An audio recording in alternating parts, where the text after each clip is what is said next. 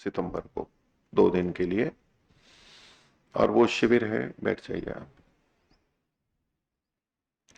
गुरुकुल के विद्यार्थियों के लिए है। उसमें छोटे से लेके बड़े तक जितने भी विद्यार्थी हैं उन सब के लिए है।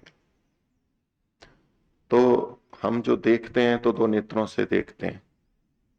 एक तीसरे नेत्र की भी बात सुनी होगी आपने। किनका देखा है तीसरा नेत्र? शिव जी का एक तीसरा नेत्र बोलते हैं, यहां पर है तीसरा नेत्र। आजकल तो थर्ड आई बोलते हैं। उसका मतलब है कि इन दो आंखों को बंद कर दें तो भी अगर देख सके कोई व्यक्ति, जैसे एक आंख बंद कर देते हैं तो दूसरे से देख लेता है, इसको बंद करें तो इससे देख लेता है, और दोनों बंद कर दें तो तीसरा नेत्र हो तो उससे भी देख लेता है, देख सकता है। तो ऐसा होता है या नहीं होता है? तो मना कर रहे हैं कि ऐसा होता ही नहीं है। तो ऐसा होता है, और उसी के लिए ये शिविर लगाया जा रहा है। आप में से बहुत से ऐसा कर सकते हैं, देख सकते हैं 2 ही दिनों में।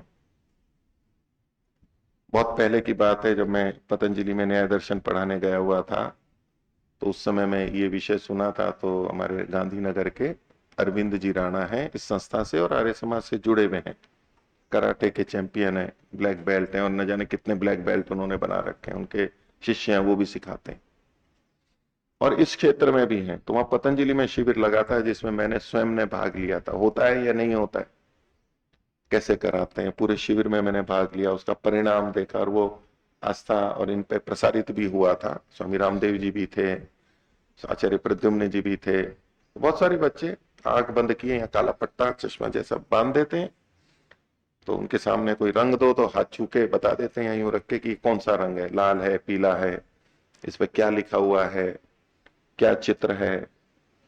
और उनकी बेटी को तो हमने देखा था, वो सामने घड़ी को बता देती थी आंख बंद करके, इस घड़ी में कितने बजे हुए हैं। और इसमें और अधिक विकास हो तो दीवार के पीछे का भी देख के बता देते। तो ये बड़ा विचित्र लगेगा, ऐसा होता है या नहीं होता है। तो कुछ ही दिनों में आपके सामने आ जाएगा, और आप में से भी बहुत से लोग इसको करते हुए देखे जाएंगे, वो सब देखेंगे। तो श्री अरविंद जी राणा की ओर से हमने उनसे बात हुई, तो ये 29 और 30 तारीख को ये शिविर होगा, और पूरी तरह उसी में रहते हैं। प्रातः के बाद में कई घंटे उनके पास रहते हैं, फिर भोजन, थोड़ा विश्राम, फिर रहते हैं। उन 2 दिनों में गुरुकुल की कक्षाओं का अवकाश रहेगा। 30 तारीख को वैसे भी अवकाश है, और 29 का हम अवकाश कर रहे हैं। हाँ, उसमें बड़ों को अभी नहीं रखा गया है। बड़ों का मतलब अध्यापक लोगों को या वानप्रस्थियों को, औरों को, बच्चे बच्चे ही जो है उन्हीं को रहेंगे। उसमें आपको वो तरह तरह की क्रियाएं कराएंगे, संगीत सुनाएंगे, कुछ करवाएंगे, आपके अंदर के मस्तिष्क को सक्रिय करेंगे, उस ग्रंथि को सक्रिय करेंगे अंदर के। और वो जिनकी सक्रिय हो जाएगी तो कुछ पहले दिन से ही करने लग जाएंगे, कुछ दूसरे दिन करेंगे, कुछ किसी को अधिक होगा, किसी को कम होगा, बहुतों को हो जाएगा ये पक्का। मैं तो कितने शिविर भी देखे और उनके बहुत सारे वीडियो भी हैं, और वहां पतंजलि में तो मैंने साक्षात देखा था। तो मेरे को तो कोई संदेह नहीं है इसमें, और यहां भी आप में से होंगे। तो हमारा मस्तिष्क कैसे एकाग्र हो, अधिक सक्रिय हो, इसके दूसरे लाभ हैं, केवल चमत्कार की दृष्टि से नहीं, लेकिन सक्रिय हो। आप बुद्धि से कार्य लेते हैं, हमारा मस्तिष्क जो क्षमताएं परमात्मा ने दे रखी हैं, वो अगर हम विकसित कर सकते हैं तो विकसित करके और अपने जीवन में अधिक उन्नति करें और दूसरों के लिए लाभकारी हो, उन सब के लिए। तो बच्चों के लिए तो ये 2 दिन का है, क्योंकि बच्चों में जल्दी हो जाता है वो, इसलिए 2 दिन पर्याप्त है।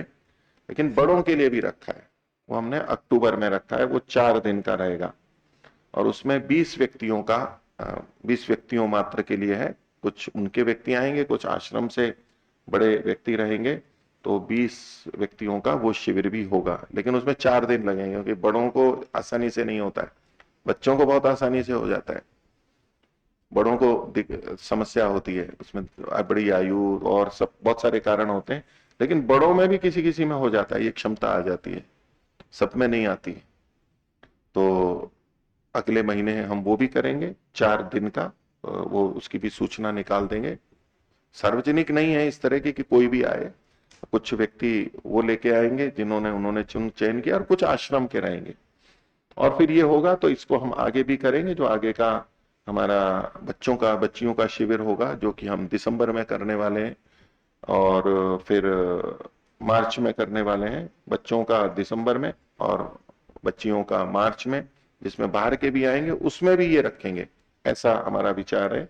तो उसमें भी 2 दिन के लिए, और बाकी जो प्रशिक्षण होता है वो सब तो होगा ही, लेकिन ये भी उसके साथ में जोड़ते हुए करने का प्रयास है। तो वो आगे भी शिविरों में होते रहेंगे, लेकिन अभी केवल गुरुकुल और आश्रम वासियों की दृष्टि से, और कुछ बाहर के बड़े लोग रहेंगे, उसके लिए ये 2 दिन का रखा है। तो आप लोगों को उसी में पूरी तरह से भाग लेना है और देखना है कि ऐसा होता है या नहीं होता है। अभी विश्वास नहीं हो रहा होगा, उसको देखना है। तो उसके लिए आज भी वो आएंगे, हम कुछ व्यवस्थाएं भी देखेंगे जैसा चाहिए उनके लिए, माइक वगैरह की, स्पीकर की, और कुछ अंधेरा भी रखना होता है उनको, बिल्कुल अंधेरे में, तो ताकि एकाग्र हो करके और आप जाएं, और जैसा वो कराएं वैसा आपको करना है। सब चिंता छोड़ के, पढ़ाई की चिंता छोड़ के, जैसा वो कराए करें वैसा करना है। तो जो उस प्रवाह में चला जाएगा, जितना गहराई से, अगर से न जाने किसके किसके अंदर का तीसरा नेत्र या वो ग्रंथि खुल जाएगी, तीसरा नेत्र, और वो देखने लगेंगे। पीछे की चीज बता देते हैं, यहाँ रखते हैं, ये पीछे क्या लिखा हुआ है, हम तो आगे देखते हैं, वो पीछे है, आंख भी बंद है और पीछे करते बता देते हैं कि पीछे ये इतने है, इसमें कुत्ता बना हुआ है, या इसमें ए लिखा हुआ है, इसमें 5 संख्या लिखी हुई है, यहाँ पीछे रख करके रखते हैं और वो बता देते हैं। बच्चे यूं आंख बंद किए और पट्टे लगे हुए में भी बता देते हैं कि ये है। तो ऐसा शिविर है, उसका आप लोगों को अच्छे से भाग लेना है। बाकी भोजन आदि और यज्ञ सत्संग की व्यवस्था, जो दिनचर्या है, वो यथावत रहेगी हमारी, लेकिन ये कक्षाएं दिन के अंदर जो होंगी, उसमें आपको प्रतिदिन कई घंटे आपको उसी में लगना है। तो ये सूचनार्थ मैंने आपके सामने बात रखी। ओम शांति। नमस्ते जी।